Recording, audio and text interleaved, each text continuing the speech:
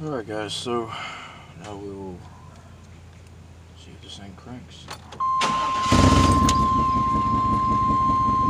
And she does.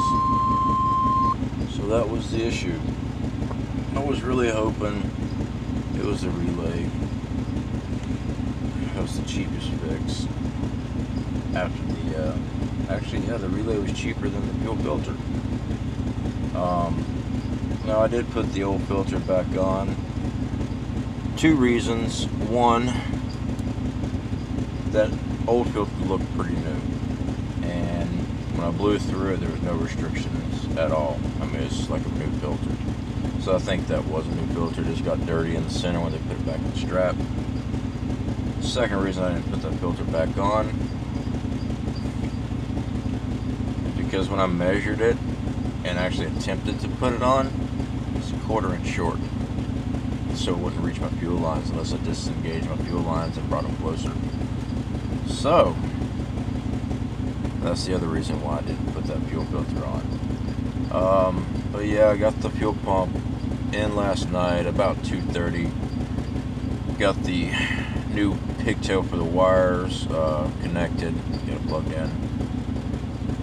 The next project is, besides putting all the panels and stuff back together in the back and sealing up the floorboards, I've got to change out that blower resistor, and I've got to get a T for those radiator lines before they go into the heater core. You've got to have heat, and we go out towards Wyoming. Now, usually when someone bypasses a heater core like that, is either one, the heater core is leaking, or two, something's wrong with the T. Well, I can visually see that the T is broke. So, did the T get broke because they were trying to bypass the heater core? It's possible. So, I'm gonna get a T.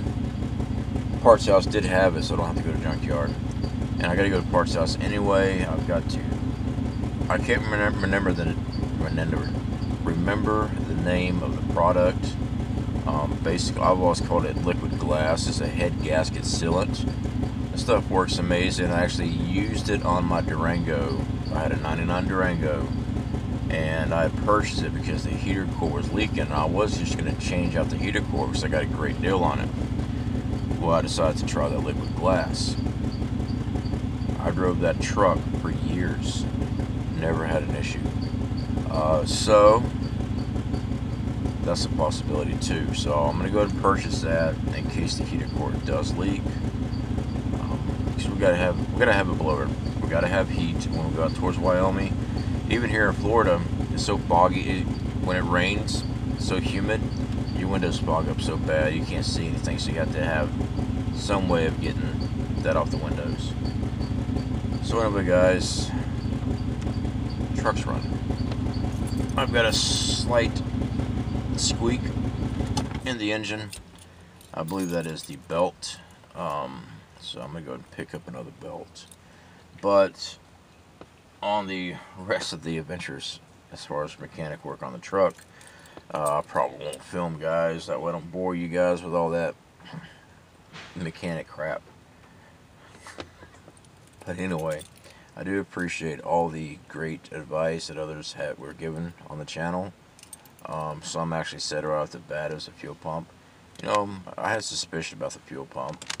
My luck, the fuel pump is what the issue was. But I was really hoping that I could fix it with a filter, with a relay, before having to pull that pump. I'm just not in the shape right now, guys. Years ago, actually before I got hurt, no problem at all. I was 186 pounds.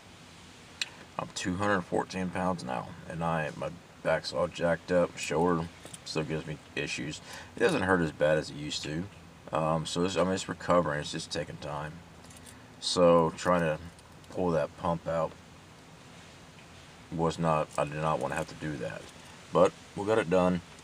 I did have some comments about we should have just took it to a shop. I got mine done for, under $500.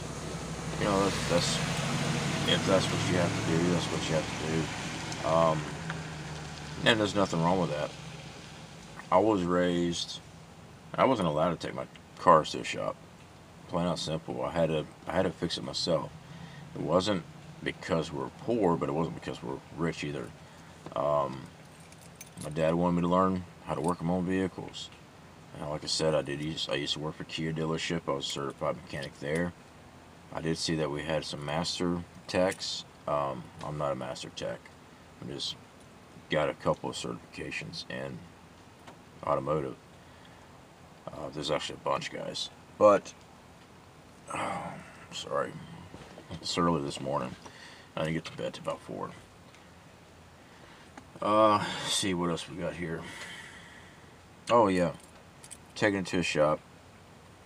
Frankly, guys, I'm trying not to spend any extra that I don't have to, because those funds are going towards Wyoming. So if I can, and when I did call the 2 shops close to me out here, it was between $1,100 and $1,300 to change that fuel pump. And I know that's a ripoff. All right, I used to work mechanic. I used to work as a mechanic in a dealership, and I also worked as a mechanic as a at a lube tech place.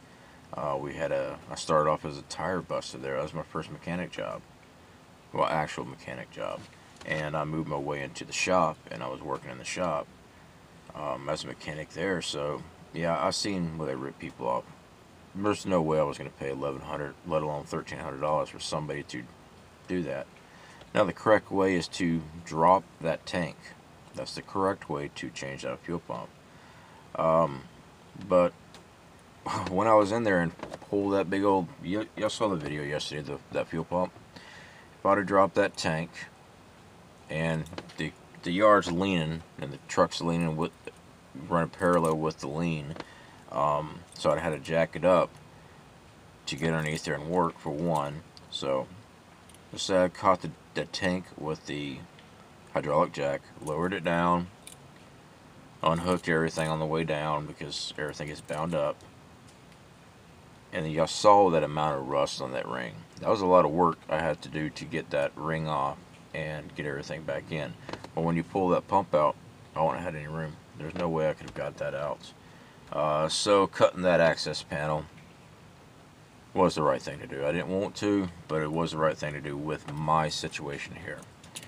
You know, if I had the vehicle up higher in the air, I wouldn't have had a problem, but I don't have the abilities to do that here. But again, guys, thanks every single one of y'all for you know, trying to help out. There's a lot of great advice in there. So yeah, definitely, I appreciate everybody in the community. So guys, I've got to get the rest of the car put back together. So I'll speak to y'all later.